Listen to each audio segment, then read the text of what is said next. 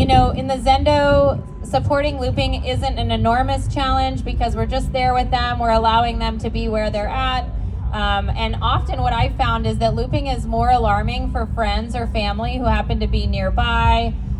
They tend to be very worried that something's happened, that someone might not come out of their loop. So really, we just remind folks this happens. It's actually quite common.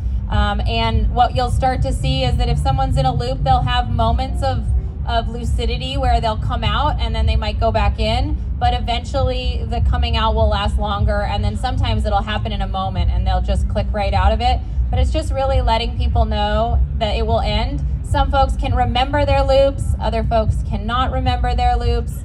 But really, we just sit there. We hold space for them. We keep them safe, especially sometimes if there's loops involve physical movements, which can happen.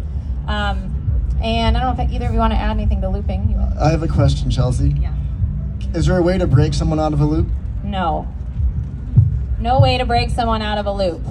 So we'll have a Q&A at the end. What is it? A loop? A loop is where someone that's a great question. So looping is where somebody's having, they're repeating a similar motion or phrase repeatedly. So often we'll hear phrases, like 5 phrases on repeat over an hour, 2 hours, 3 hours. Well, they'll just say those same 5 phrases. Often it can happen with a movement, like that one phrase will come with a specific movement, and that will continue to happen. So really often I don't see it to be as alarming for the folks who are going through it, like I said, as it is for the people who are around it who may not have experienced it before. And so one of the big things we do is just to normalize that this can happen and it's okay, and we'll just be there and we'll, get through it.